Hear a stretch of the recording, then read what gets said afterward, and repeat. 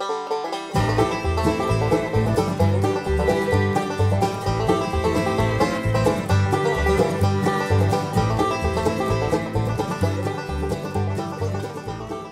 evening, Gender Queer Chat. It's Joe, Fridays with Joe. It's actually Thursday night as I make this video. And yesterday was Wednesday. Normally my mother comes to visit me on Wednesdays, but I was snowed in. We had a snow day. Like, they actually canceled work and everything. So my mom is visiting me today. She's sitting over there. Say hi, Mommy. Hi. I'll introduce you to her later. So my mom's actually watching me make this video. It's just probably going to make me laugh, so just bear with me. Because it's Thursday evening, I'm making the video for tomorrow.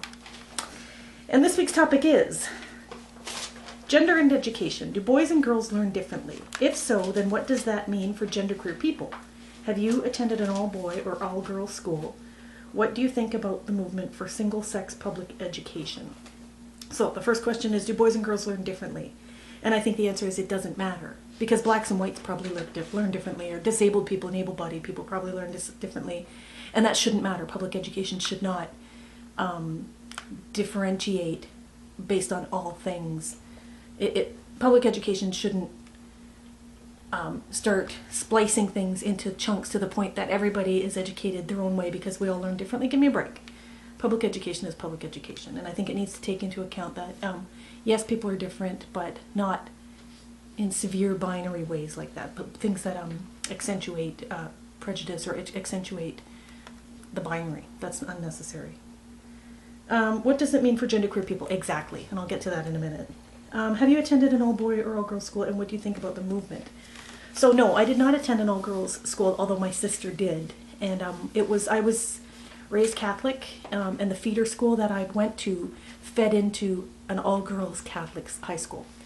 And I did not want to go, flat out did not want to go to a Catholic, all-girls Catholic high school. So I opted to go to the Catholic school out of boundaries. Hold on a second. Mommy, did I go... Do you remember why I didn't want to go to Cathedral?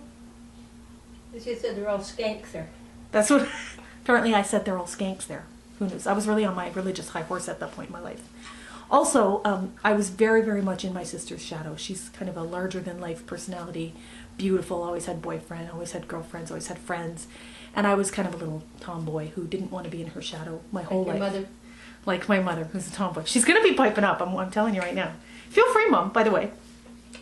Okay, so I did not want to go to the all-girls school. I suspect that had something to do with the fact that I didn't fit in all-girl environments even back then, and I knew it. Mom says that I said they were all skanks, which was half true. A lot of all-girls Catholic high schools. All true.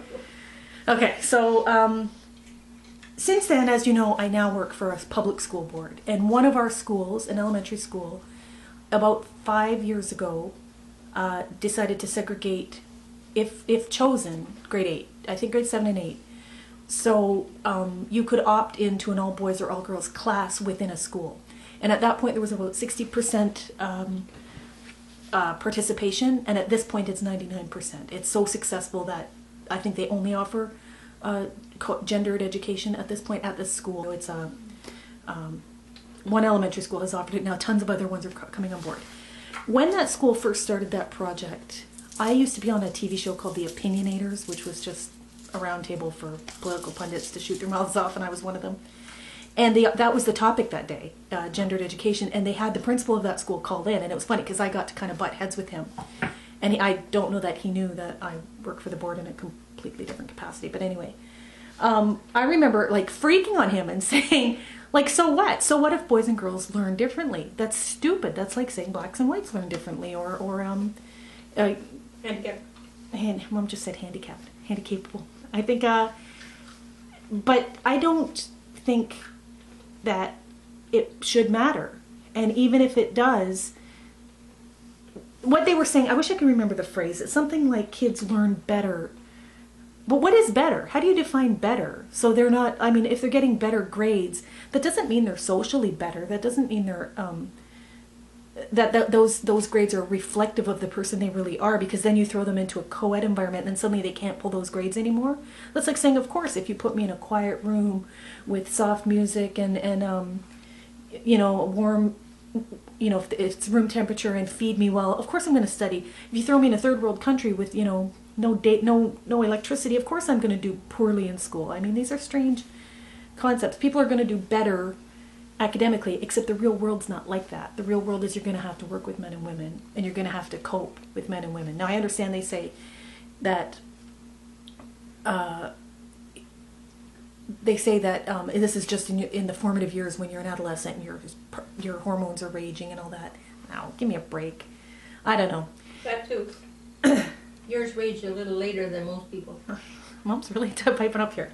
What I think the problem is with, especially just being genderqueer, is that it does not take into consideration genderqueer people. And I even said that to that principal that day on the air. I said, at the time I didn't even know the word genderqueer, but I said, if you've got a gay boy, because a lot of my friends, my best friend in grade 6 was a gay boy, 2 gay boys. Gay is a garden party, like everybody knew it, including probably them, although they probably didn't have the words to describe it. But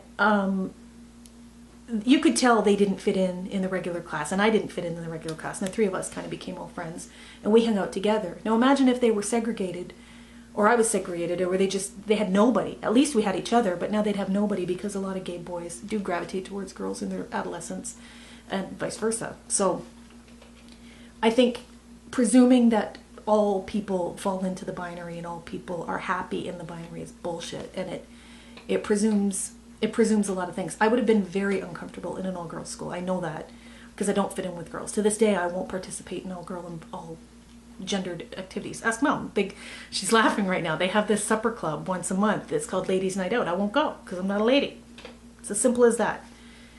When I was going to kind of tie it into something else. When I was in grade 8, hi Stanley. When I was in grade 8, they classified me as gifted and sent me to a special school. I had to take the bus once a week to a suburb. Look who's here. Oh, he's high on catnip. High as a kite on catnip. I had to go to this special school out in the suburbs, into a rich part of town. And I hated it. I absolutely hated it. And again, great, 13 years old, I couldn't articulate why. It took a while to figure it out, but of course it was class, right? I was a low class, kind of poor kid, dirty kid, and these kids were all rich. I remember sitting in the class and looking along and seeing their feet as they sat, and every single person had penny loafers with a shiny penny in them. I remember that, and I remember thinking, wow, like I didn't own penny loafers, and I didn't fit in. Like you can't fit in. That's the other thing I was going to say, is to segregate. If you're going to start segregating by gender, why not segregate by economics? Because that's a bigger distinguishing feature between the way people learn. Interestingly, Toronto's already done this. Toronto has a black-focused school, and they're about to start a poor-focused school. I'll post a link down below if I can find it. And they're also going to start a Portuguese-focused school, because apparently in Toronto, Portuguese students drop out at a much, much higher rate than the rest. Toronto, by the way, also has a gay-focused school. So they're really big on the segregation. Me, not so much really. Anything else? You want to add anything, Mom? I'm listening. I'm going to show you my mom. Introduce you to my mom. I know, you don't want to. Too bad, so sad. You don't have to put your teeth in.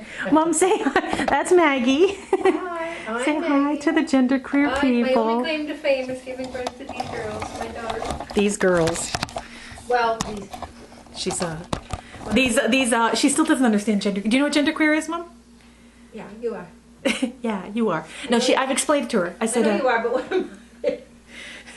Gender variant, gender fluid. Okay, you got to meet Mom. I'm so happy about that. Okay, take it easy. See you next week.